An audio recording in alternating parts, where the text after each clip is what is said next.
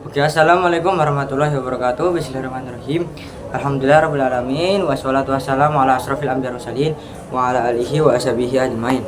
Yang terhormat kepada Bi Hanif dan Umi Ida selaku pengasuh dan direktur Istana Pendidikan Pesantren Super Camp Laroy Iba Hanifida. Dan yang saya hormati kepada Miss Zumratul Hasanah selaku Kepala Madrasah Sanawiyah Laroy Iba Hanifida Al-Quran. Dan yang saya hormati juga kepada Miss Alfi, Kepala Madrasah MA Al-Quran Laroy Iba Hanifida. Dan saya hormati juga yang saya sayangi kedua orang tua saya dan saudara-saudara saya. Kali ini saya akan mempresentasikan yaitu tentang pencemaran part 2 ya, yaitu pencemaran udara dan pencemaran tanah. Dan yang pertama itu macam-macam pencemaran udara. Udara adalah salah satu faktor aboitik yang mengaruhi. Berarti udara itu salah satu faktor aboitik yang memengaruhi. Contohnya yaitu macam-macam pencemaran udara. Nah, pencemaran udara itu dibagi menjadi dua, yaitu pencemaran udara primer dan pencemaran udara sekunder. Pencemaran udara ini disebabkan langsung dari sumber pencemaran. Contohnya, meningkatkan kadar karbon dioksida yang disebabkan oleh aktivitas pembakaran oleh manusia. Jadi pencemaran udara primer itu tuh contohnya itu disebabkan dari pembakaran manusia, misalnya pembakaran sampah, pembakaran dan lain-lain sebagainya. Yang kedua itu pencemaran udara sekunder. Berbeda dengan pencemaran udara primer. Jadi pencemaran udara sekunder itu berbeda dengan pencemaran udara primer.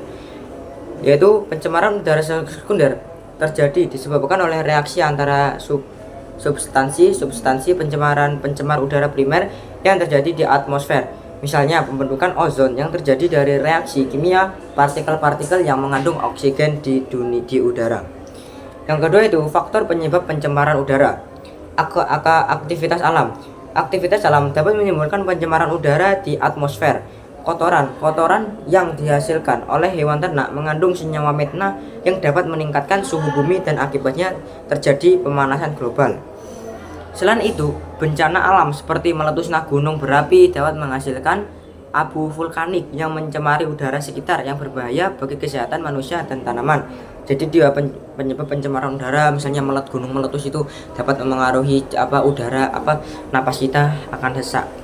Yang B itu aktivitas manusia. Kegiatan manusia kini kian tidak terkendali, kemajuan industri dan teknologi membawa isi negatif bagi lingkungan.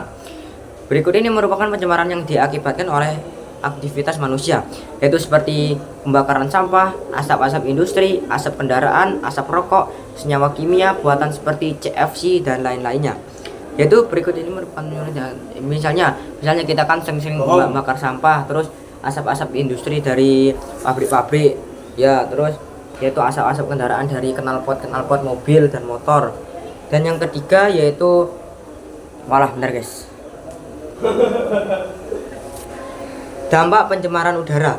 Pencemaran udara mengakibatkan kerugian bagi banyak organisme penghuni bumi, yaitu dampak yang ditimbulkan dari pencemaran udara antara lain bagi kesehatan, yaitu tumbuhan, efek rumah kaca, dan rusaknya lapisan ozon.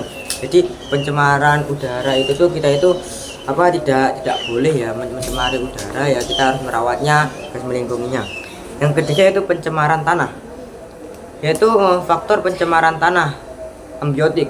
Limbah ambiotik dapat berasal dari daerah seperti pemukiman, penduduk, pedagang, tempat usaha, hotel dan lain sebagainya. Terus kelembangan limbah domestik tersebut dapat berupa limbah padat dan cair. Berarti limbah domestik itu berupa baik secara padat dan cair ya. Adapun perbedaan limbah dapat dan cair yaitu sebagai berikut, yaitu limbah padat dapat berupa senyawa anorganik yang tidak dapat dimusnahkan atau diuraikan oleh mikroorganisme seperti plastik, serat, keramik, kaleng bekas dan bahan bangunan yang menyebabkan tanah menjadi kurang subur. Dan yang kedua itu ada limbah cair. Limbah cair dapat berupa tinja, feses, deterjen, oli, cat. Jika meresap ke dalam tanah akan merusak kandungan air tanah, bahkan dapat membunuh mikroorganisme di dalam tanah. Jadi sebab itu kita jangan membuang sampah sembarangan ya, nanti akan mengakibatkan tanah kita rusak dan tanah kita menjadi becek. Itu terus limbah industri. Limbah industri berasal dari sisa-sisa produk industri. Limbah industri juga dapat dibedakan menjadi dua macam, yaitu limbah padat dan limbah cair, sama seperti tadi ya.